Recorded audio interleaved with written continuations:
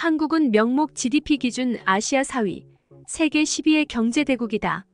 세계에서 가장 가난한 나라 중 하나에서 단 몇 세대 만에 고소득 선진국으로 기적적인 경제 발전을 이룬 것으로 많은 사람들에게 알려진 유명한 나라입니다. 아니, 한국이 정말 이렇게나 잘 사는 나라였어요? 한국 방문한 외국인들이 서울역 도착 3초 만에 경악한 이유. 여기 한국으로 여행을 왔다는 미국인 가족이 있습니다. 그리고 이들은 인천공항에 도착하자마자 한국이 이렇게나 위험하고 후진적인 나라였냐며 실망을 하는데요. 그러나 어떤 한국인 남성이 다가와 무언가를 가리키며 한마디를 건네자 그들은 충격을 받고 할 말을 잃고 맙니다. 그렇다면 그들이 한국에서 무슨 경험을 했던 것인지 자세한 내용 살펴보도록 하겠습니다. 안녕하세요. 저는 미국인 애슐리라고 합니다. 최근에 저는 한국으로의 가족여행을 떠나게 되었는데요. 한국은 저희 가족과 엄청난 인연을 가지고 있을 뿐만 아니라 어찌 보면 한국이 저희 집안을 다시 일으켰다고 봐도 무방할 정도로 한국은 저희 가족에게 정말 기적과도 같은 선물을 줬거든요.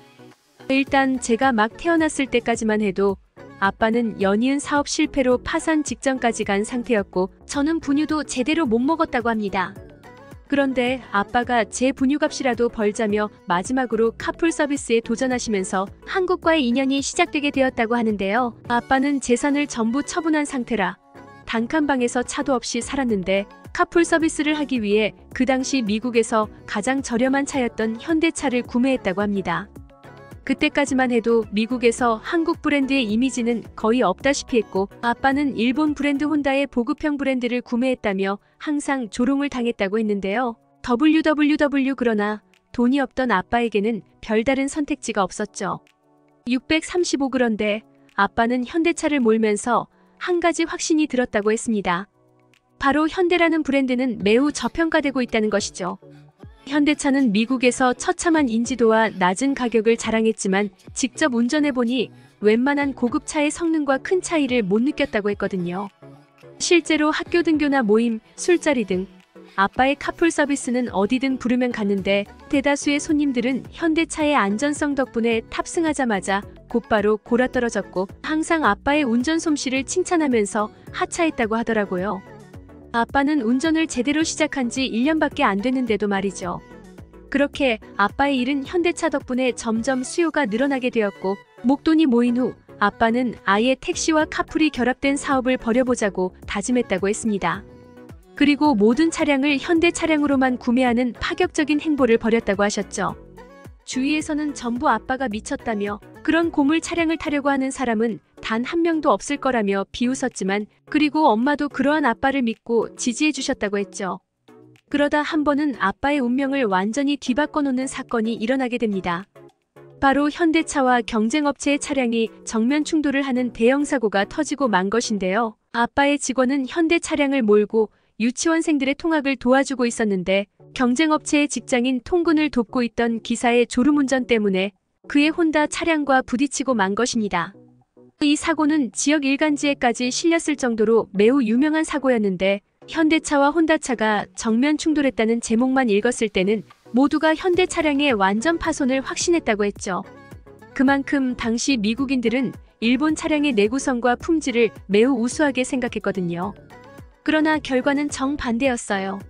현대차에 탑승하고 있던 아이들은 경미한 타박상도 없이 멀쩡했고 현대차도 큰 손상 없이 멀쩡했다고 하는데요. 하지만 혼다차는 차체가 완전히 박살나고 에어백도 안 터져서 차 안에 탑승하고 있던 사람들이 전부 심하게 다치고 말았다고 했습니다.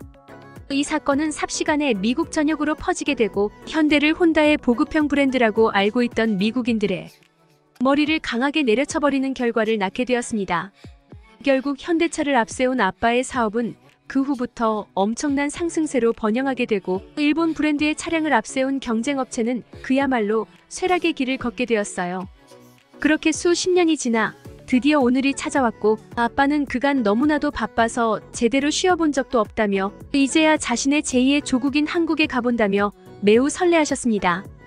저 또한 한국인들이 저희 가족을 보고 무슨 생각을 할지 궁금하긴 했는데요. 저희는 머리부터 발끝까지 전부 한국 제품으로 도배를 하고 있었거든요.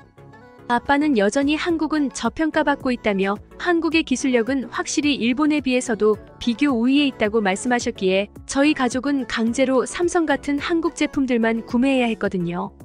아무튼 저희는 그렇게 한국행 비행기에 몸을 싣게 됩니다. 솔직히 한국에 처음 입국했을 때 든 감정은 당황이었어요. 저는 살면서 그렇게나 많은 관광객들이 모여있는 건 난생 처음 봤거든요. 축제 기간에 극성수기 스페인에서도 이 정도 수준은 아니었는데 한국은 요즘 세계 관광의 유행을 선도하고 있는 국가인지 엄청난 수의 관광객들이 한국에 여행을 하러 왔더라고요. 그런데 더 놀라웠던 건 바로 인천공항의 일처리였어요. 줄을 대기하고 있던 관광객들은 마치 무빙워크라도 탄 것처럼 순식간에 줄이 사라지기 시작했거든요. 그도 그럴 것이 한국의 입국 수속은 그저 QR코드 스캔 한 번이면 전부 완료되었기에 저희는 정말 순식간에 한국에 입국할 수 있었습니다. 사실 한국 못지않은 관광대국인 미국에서는 하루에도 엄청난 관광객들이 물밀듯 몰려오고 있지만 아직도 모든 작업을 볼펜 하나로만 처리하는 한심스러운 모습을 보여주고 있는데요. 심지어 미국 공항 직원들은 시간이 오래 걸리거나 매뉴얼에 없는 특수한 상황이 닥친다면 이를 해결해 보려는 노력은커녕 그저 외국인 관광객을 불법 체류 목적일 거라고 단정한 뒤 추방 대기실에 넣어버리고 있죠. 그러나 한국의 공항 직원들은 특수한 상황에 대한 대응까지도 모두 훈련이 되어 있는지 뜻밖의 상황에도 매우 전문적인 일처리를 통해 위기를 극복해 나가더라고요. 아빠는 QR코드 확인이 안 되는 몹시 당황스러운 상황에 처하셨는데 이러한 돌발 상황에 한국인 공항 직원은 매우 능숙하게 디지털 대조 과정을 거치더니 이내 아빠를 무사히 입국시켜줬거든요. 한국의 이러한 놀랍도록 선진적인 인프라 덕분에 미국이나 다른 유럽 국가였다면 노숙인처럼 하루는 꼬박 땅바닥에 주저앉아 기다렸을 법한 일을 한국에서는 고작 10분 만에 모든 과정을 처리하는 도저히 믿기지 않는 경험을 할 수 있었습니다. 아빠도 이러한 한국의 모습에 매우 흥분하셨는지 뜬금없이 공항 직원에게 호통까지 치셨는데요. 아빠는 직원의 사과 모양이 각인되어 있는 휴대폰을 보고 왜 삼성 휴대폰을 놔두고 애플 휴대폰을 쓰냐는 황당한 질문을 건네시더니 이내 자신의 갤럭시 휴대폰을 보여주며 한국의 삼성이 훨씬 멋지고 아름다운 브랜드라며 연설을 하기 시작하셨죠. 한국인 직원은 매우 당황해하며 자신의 조국을 평가절하하는 놈은 또 처음이군 라는 표정을 지을 뿐이었습니다. 그런데 그렇게 저희 가족이 인천공항을 빠져나가려고 하던 그 순간 저는 매우 소름 끼치는 장면을 목격하게 되었습니다. 웬 군인으로 보이는 사람들과 소방관 그리고 경찰들이 몰려오더니 이내 작전을 수행하려는 듯 공항 안의 사람들을 통제하기 시작했거든요. 저희는 미국인으로서 이러한 상황에 엄청난 트라우마가 있고 순간 패닉에 빠져버렸습니다. 그리고 그렇게나 가장으로서 근엄하고 멋있는 모습만을 보였던 아빠는 이러한 긴급 상황에 계집아이 같은 비명을 지르며 캐리어까지 전부 내팽개친 채 저희의 손을 잡고 어디론가로 뛰기 시작하셨죠. 그런데 뭔가 이상했어요. 이러한 실제 상황에 한국인들은 무척이나 침착하고 태연하게 자신들이 할 일을 하고 있었거든요. 이들의 모습을 보다 보면 마치 인천공항이라는 거대한 세트장에서 저희 가족에게만 몰래카메라 같은 상황이 벌어지는 것 같은 착각이 들 정도였죠. 그런데 그러한 이질감도 잠시 자신을 인천공항 직원이라고 밝힌 한 남성이 다가오더니 저희에게 충격적인 말을 하기 시작하더군요. 그는 이건 인천공항에서 정기적으로 시행하는 연합대테러 훈련이라면서 실제 상황이 아니니 안심해도 좋다는 말을 건네왔거든요. 그들이 사용하는 장비들은 딱 봐도 엄청나게 비싸 보였고 수많은 최첨단 장비들까지 총동원되어 작전을 수행하고 있었거든요. 제 사촌 동생은 소방관이고 미국의 소방관들은 이러한 훈련 상황마다 고무로 만든 싸구려 훈련용 장비를 사용함으로써 예산을 절감하고 있는 게 현실인데요. 그런데 어떻게 한국은 정기훈련 한 번 하는데 이렇게나 체계적이고 실전성 있게 훈련을 할 수 있는 건지 도저히 이해할 수가 없었습니다. 그렇게 제가 의문이 가득한 표정을 짓고 있자 공항 직원은 또다시 놀라운 말을 건네기 시작했죠. 한국의 인천공항 옆에는 애초에 소방서와 경찰서 그리고 군부대가 모두 존재하거든요. 그래서 이러한 장비들의 운반 비용이 들지도 않을 뿐더러 한국은 이러한 특수지역을 관할하는 부서에 항상 최신식의 장비를 지원함으로써 혹시 모를 사고에 만전을 기하고 있습니다. 아무리 세계 최강이라는 미국이지만 부총 같은 특정 도시에만 병력을 집중하는 현상이 강해서 이러한 예기치 못한 상황에 적절한 대응을 하지 못하고 있는데요. 한국은 전혀 달랐던 것입니다. 심지어 미국은 소송의 나라라고 불릴 정도로 이러한 공공시설에서 실제 상황처럼 훈련이라도 한다면 수많은 소송이 걸려서 소방청이라는 기관 자체가 파산해버릴 텐데요. 하지만 한국인들은 공항 이용에 많은 불편이 있을 텐데도 이를 너그러이 양해해주고 어떠한 불만도 제기하지 않는다는 점이 몹시 존경스러웠어요. 그렇게 저희 가족은 한국의 연신 감탄하며 공항 밖으로 향했는데요. 여행 전부터 자꾸만 한국 관련 굿즈들을 구매해야겠다며 한국과 관련한 것들을 몸에 지니고 있으면 뭔가 운이 좋은 느낌이라며 노래를 부르시던 아빠의 요구에 따라 서울에 위치한 전통시장으로 향했습니다. 그런데 뜻하지 않은 사고가 터지고 말았습니다. 저희가 버스에서 내림과 동시에 아빠의 헐거워진 바지 주머니에서 휴대폰이 빠져버렸고 이내 퍽하는 불길한 소리와 함께 휴대폰이 완전히 박살나고 말았거든요. 평소 같았으면 아빠는 그저 허허 웃어넘기시며 새로운 휴대폰을 구매하셨을 테지만 해외여행을 온 지금의 상황은 조금 달랐어요. 아빠는 사업가로서 하루에도 몇 번씩 사업 관련 연락을 주고받으셔야 했거든요. 즉 저희 가족은 여행 시작과 동시에 미국으로 다시 돌아가야 할 위기에 처해버린 것입니다. 아빠는 그 자리에서 머리를 감싸쥐고 주저앉아 버리셨고 저와 엄마도 이 상황이 도저히 믿기지가 않아서 허공을 바라보고 있을 뿐이었어요.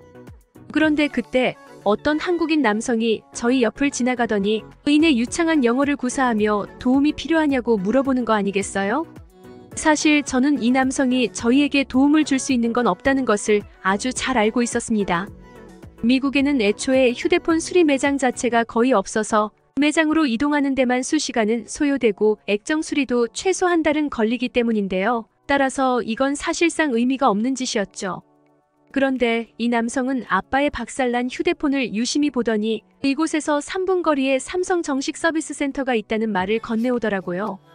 저는 그에게 이건 의미가 없는 일이라고 정중하게 말해주려고 했으나 아빠의 생각은 달랐습니다. 아빠는 자신이 현대차를 구매했을 때 자신의 선택을 믿어주는 사람은 단 한 명도 없었다며 이번에도 똑같이 삼성은 반드시 뜻하지 않은 기적을 보여줄 거라는 다소 무모한 발언을 하시더라고요.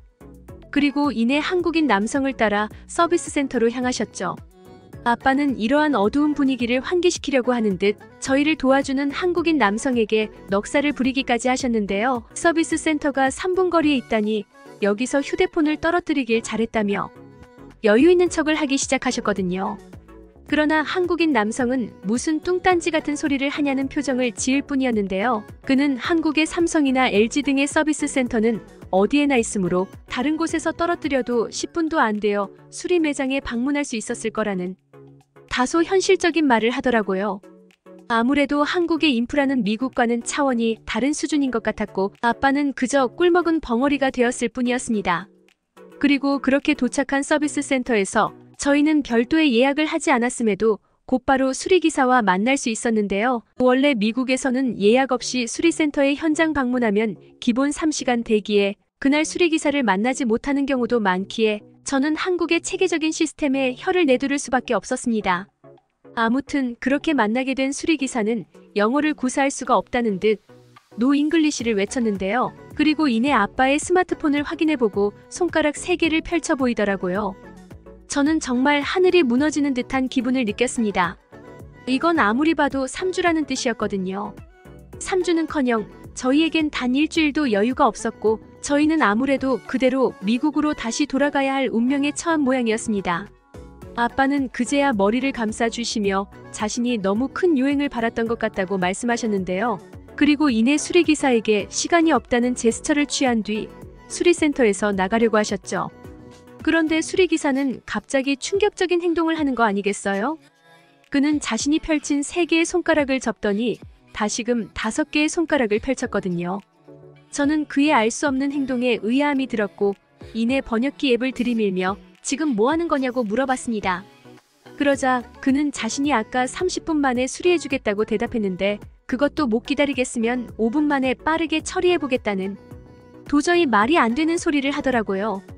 이 수리기사의 말에 저희 가족은 일동경악을 금치 못했고 수리 작업을 5분 만에 끝내는 게 어떻게 가능하냐고 물어봤는데요. 그러자 수리기사는 매우 깔끔하게 관리되어 있는 수리도구와 부품들을 꺼내더니 이건 한국에서 그다지 어렵지 않은 작업이고 한국인들은 액정 파손쯤은 5분조차 못 기다리는 사람들이 많다는 말까지 건네더라고요.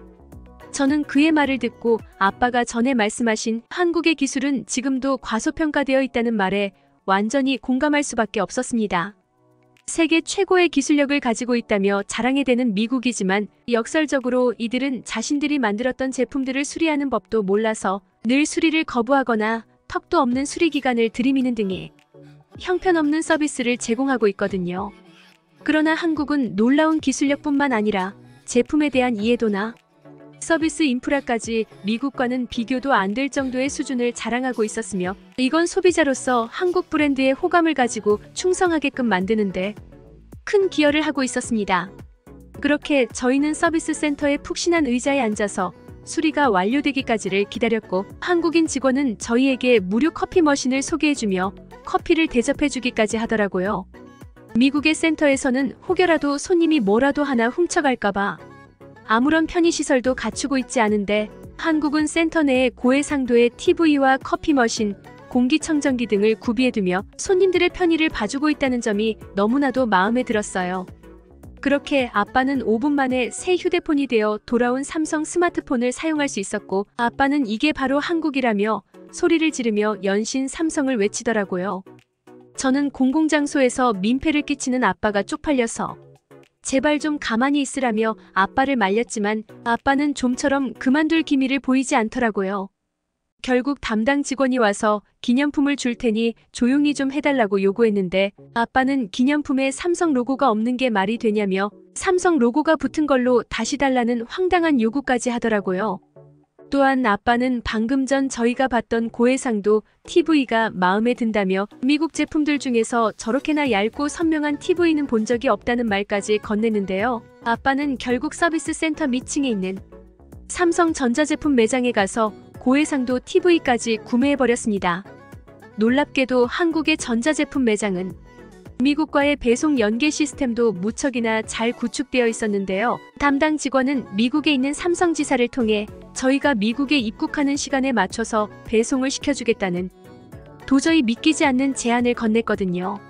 미국에서는 TV 배송에 거의 한 달까지 걸리는 경우가 있는데 한국은 고객이 편한 시간대에 맞춰서 놀랍도록 빠른 배송을 해주는 시스템까지 구축해 놓다니 저는 대체 한국이 못하는 건 뭔가 싶어서 그저 넋이 나간 채 허공만 바라볼 뿐이었습니다. 아무래도 한국이 이렇게 엄청나게 빠른 속도로 기술 강국이 될 수 있었던 까닭은 저희들의 높은 기술력과 결합된 세계 최고 수준의 서비스 수준 덕분인 것 같기도 했는데요. 다른 나라에서는 한국을 흉내조차 내지 못하고 있다는 점을 고려한다면 한국은 앞으로도 더욱 올라갈 일만 남은 것 같습니다. 사연자님, 대한민국 와서 좋은 경험하셨네요. 그래서 세상은 넓다는 겁니다. 앞으로 대한민국 따라올 나라는 없습니다.